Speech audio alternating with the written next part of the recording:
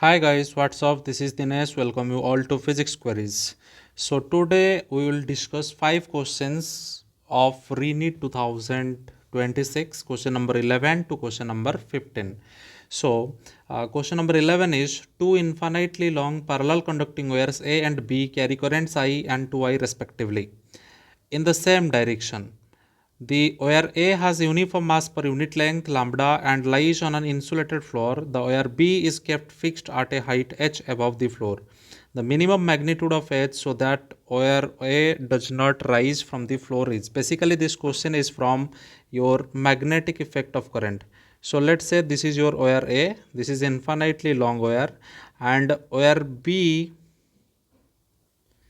is placed h height above, where B is placed h height above the wire A. So they carry current in same direction. Let's say wire A carry current I and wire B carry current 2I. So mass per unit length of the wire is lambda. Lambda is mass per unit length of wire A. So what will be the minimum height h so that wire A does not rise from the floor? So why the wire A will rise? Because when there are two parallel conducting wires carrying currents in same direction, they will attract each other. And the force of attraction, या force per unit length in this case, will be mu naught I1 I2 upon 2 pi r. So substituting I1 and I2, you will get mu naught. I1 is I, I2 is 2I upon 2 pi r. So you'll get mu naught 2 mu naught I square upon 2 pi r. 2 to cancel, that will be mu naught I square upon pi r. So with this force they attract each other, है ना. सो भाई fast ओयर को, ओयर ए को ओयर B इतने force से attract कर रहा है, ओयर ए ओयर बी को भी अपने तरफ उतने ही फोर्स से अट्रैक्ट कर रहा है. Force acting on wire A by B, this will be force acting on wire B by A due to the presence of magnetic field produced by respective wire. अच्छा, तो भाई कहानी है, तो इतने फोर्स से अट्रैक्ट कर रहा है तो ये फ्लोर से नहीं उठेगा, तो इसका मतलब क्या होगा, इसके ऊपर कोई और फोर्स लग रहा होगा. वायर है, उसके पास मास है, तो ग्रेविटी लग रहा होगा नीचे की तरफ. सो उसका वेट जो है that will be, that must balance. तो फोर्स पर यूनिट लेंथ है ना, will be weight per unit length of the wire must be equals to force per unit length. So weight per unit length, weight क्या होता है भाई, mg. mg per unit length must be equals to mu naught I square by pi R. So here r is equals to h, you can substitute r is equals to h. So we can write r is equals to h. This is height is h, so you can write r is equals to h. So now m by l, mass per unit length is lambda, so lambda g is equals to mu naught I square upon pi h. So what should be the minimum height? Now h minimum will be equals to your mu naught I square upon pi lambda g. So let's check which option is correct. So minimum height क्या होना चाहिए, minimum value of H क्या होना चाहिए ना, mu naught I square by pi lambda g. So this will be the correct answer. So 11 का option 1. Let's go to the next question. Next question is from alternating current. So on AC voltage V is given 220 sin 2 into 10 to the power 3t. So you can compare it with V naught sin omega t. So you'll get from this question, you'll get omega is equals to 2 into 10 to the power 3. So which is equals to, you can say 2 pi f. यहीं से आप frequencies भी निकाल सकते हो.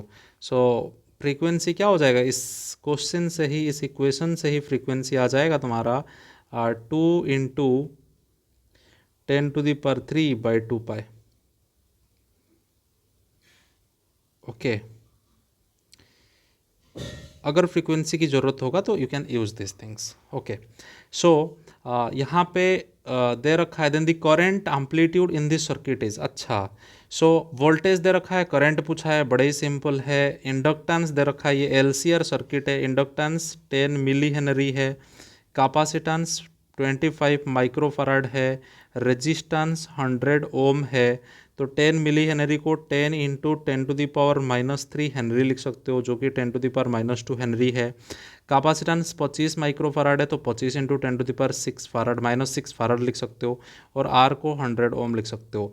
आपको L पता है तो आप एक्सएल निकाल सकते हो, जो कि ओमेगा एल है। ओमेगा की वैल्यू सीधा पुट करेंगे, 2 इंटू 10⁻³ इंटू 10⁻², तो you'll get 20 Om.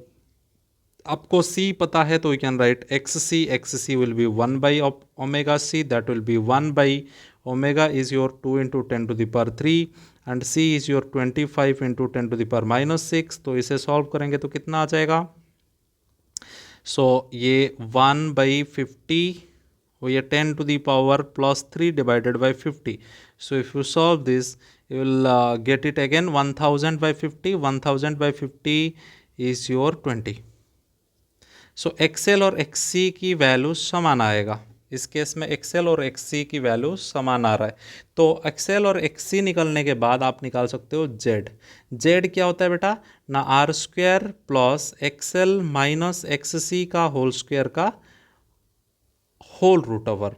So will get r², r is 100, तो 100² प्लस 20 माइनस 20 का whole square. So this will be 20 minus 20 0 हो जाएगा, तो इसका वैल्यू आ जाएगा 100 ओम। तो total impedance of the circuit is 100 ओम। अगर इम्पिडेंस आ गया तो यहाँ पे क्या पूछ रहा है? यहाँ पे पूछ रहा है कि करंट की एम्पलीट्यूड कितना होगा। सो भाई वोल्टेज की एम्पलीट्यूड 220 है, तो करंट की एम्पलीट्यूड क्या हो जाएगा? बड़ा ही सिंपल है। तो भाई साहब आई विल बी या I not will be simply V0/Z। तो V0 इज 220, तो 220/100, so 0 0 cancel, 22/10 will be 2.2 ampere. So इस क्वेश्चन का आंसर क्या आ जाएगा? 2.2 ampere. Option 4 is the correct answer. So let's go to the next question. आपका next question क्या है? नेक्स्ट क्वेश्चन बोल रहा है कि consider a fixed uniformly charged insulating sphere with radius r and total charge plus q. So there is a insulating sphere whose radius is r and the total charge is q plus q. A point charge minus q with a mass m is released from rest at a distance of 3r from the center. So there is another charge minus q which is at a distance 3r from the center of the sphere. अच्छा, so with mass m, इसके मास जो है वो m है। When the point charge reaches the surface of the sphere, its speed is, अगर ये point charge जब यहाँ पे आएगा, इस सरफेस पे आएगा, तो उसका स्पीड कितना होगा? इनिशियल स्पीड कितना है? Initial speed v initial you can write 0. You need to find v final. What will be the final speed of minus q? देखो ये प्लस q चार्ज का स्फीयर है, तो ये माइनस q चार्ज को attract करेगा अपने तरफ। तो इस केस में आप भाई कंजर्वेशन ऑफ मैकेनिकल एनर्जी लगा के इसको सॉल्व कर सकते हो। कैसे भाई? According to your conservation of mechanical energy you can write initial kinetic plus initial potential energy is equals to final kinetic plus final potential energy. Now you can easily solve it. So ki is will be 0 क्योंकि vi 0, half mvi² will be 0. So initial potential energy क्या होगा? Plus q charge, तो assume कर सकते हो total charge concentrated at the centre. So you can write minus 1/4πε0 capital Q, यहाँ पे plus लिख सकते हो, capital Q minus Q upon ये डिस्टेंस कितना है? 2r। And final kinetic energy पता नहीं है, तो half m v f square लिख सकते हो, प्लस फाइनल पोटेंशियल एनर्जी कितना हो गया 1/4πε0, ये सरफेस पे आ जाएगा, तो यहाँ पे आप लिख सकते हो Q minus q upon r. So इसे सॉल्व करोगे तो आंसर आ जाएगा। तो half M V F square will be equals to this term, इधर माइनस माइनस, इधर इधर प्लस है, इधर माइनस है, तो ये माइनस वाली टर्म इधर आएगा तो प्लस हो जाएगा। तो आप क्या लिख सकते हो यहाँ पे ना 1/4πε0 सीधा लिखते हैं, Q/R अगर कॉमन जाएगा तो ये टर्म प्लस है, तो 1 माइनस 1/3 आ जाएगा। Is it correct? यस। तो you can write half M V F square is equals to 1 minus 1/3 is 2/3. So 1/4πε0 2QQ upon 3R. So now if you solve it, what will you get? 2 2s are 4 and 2 2 cancel. So you need to find VF square. VF will be under root QQ upon 3πε0 m times r. So this will be the correct answer of this question. So VF will be QQ upon 3πε0 mr. So option 2 is correct. So coming to the next question. Next question is from dual nature of matter and radiation, basically photoelectric effect के question modern physics से आया है। तो question कह रहा है कि a beam of light falls on a metal surface such that photoelectrons are generated. हमें पता है ये मेटल के ऊपर लाइट गिरता है तो वहाँ से इलेक्ट्रॉन निकलता है ना, जिसको फोटो इलेक्ट्रॉन बोलते हैं। If power of the light source starts to decrease linearly with time, then the variation of photo current I and magnitude of the stopping potential V with time is best represented by. अच्छा, this is very conceptual question. So आप जानते हो कि भाई power यहाँ पे linearly decrease हो रहा है टाइम के साथ। सो हम क्या जानते हैं, पावर की जो फॉर्मूला है वो NH new energy of light by time. So NH new by T होता है पावर की फॉर्मूला। सो पावर अगर डिक्रीज करेगा तो नंबर ऑफ फोटोन डिक्रीज करेगा। अगर नंबर ऑफ फोटोन डिक्रीज करेगा तो नंबर ऑफ फोटो इलेक्ट्रॉन भी डिक्रीज करेगा।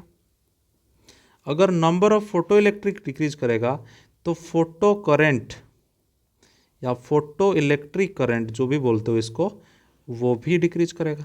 इसका मतलब पावर डिक्रीज होने से linearly photo electric current linearly decrease होगा।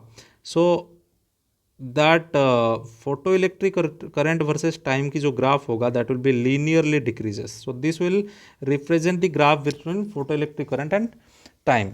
But what about the stopping potential? So power से के साथ आज power directly related to intensity, ठीक है, बट इंटेंसिटी के ऊपर स्टॉपिंग पोटेंशियल डिपेंड ही नहीं करता। Stopping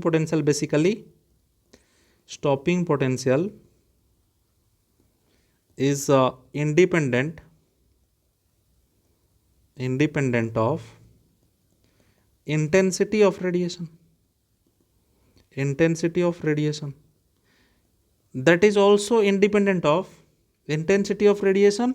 That means it also independent of power of the radiation. Power decrease होने से स्टॉपिंग पोटेंशियल से कोई डिपेंडेंसी नहीं है, क्योंकि इसको आप ऐसे भी लिख सकते हो EV0। ये expression kinetic Einstein photo electric equation का क्या एक्सप्रेशन है, EV0 इक्वल्स टू आपका h nu minus phi not.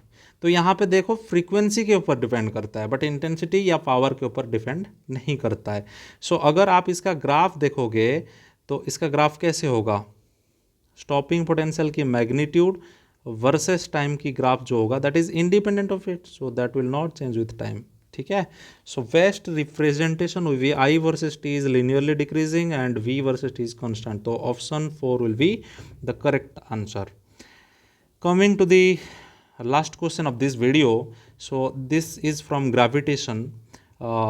To planets P1 and P2 with equal mass have radius R1 and R2। सो दो प्लैनेट है P1 एंड P2, ये दोनों का मास समान है। मतलब क्वेश्चन में इसका मास M1 M2 दे रखा है, तो भाई M1 is equals to M2 is given, both has same mass, है ना। सो M1 और M2 की मास समान है, ठीक है। मतलब प्लैनेट 1 और प्लैनेट 2 की मास समान है, लेकिन have radius R1 and R2, ये दोनों का रेडियस जो है R1 और R2 है, ठीक है। The escape speeds of P1 P2 are V1 and V2 respectively. इसका एस्केप स्पीड V1 है, इसका एस्केप स्पीड V2 है, तो V2 बाई V1 पूछा है। अरे एस्केप स्पीड की फॉर्मूला क्या है, under root 2gm by r. So this is the formula for escape speed. अच्छा, तो यहाँ पे मास तो दोनों का समान है, तो भाई एस्केप स्पीड जो है that inversely proportional to you can say 1/r, सीधा। तो फास्ट के लिए सेकेंड का एस्केप वेलोसिटी V2, फास्ट का एस्केप वेलोसिटी V1। सो आप इसे सीधा लिख सकते हो R1/r2, ठीक है, R1/r2 लिख सकते हो। और क्वेश्चन में गिवन है, क्या गिवन है क्वेश्चन में ना, R2 is equals to R1/2, तो यहाँ पे R2 के बदले R1/2 लिख दोगे, तो R1 कैंसिल हो जाएगा, so this will come to be √2। So √2 will be the correct answer. So इस वीडियो में इतना ही। अगर वीडियो अच्छा लगा तो लाइक करो, चैनल को सब्सक्राइब करो, और सारे रीनीट के क्वेश्चंस के डिटेल एक्सप्लेनेशन के लिए आप चैनल को सब्सक्राइब करो। Thank you for watching the video.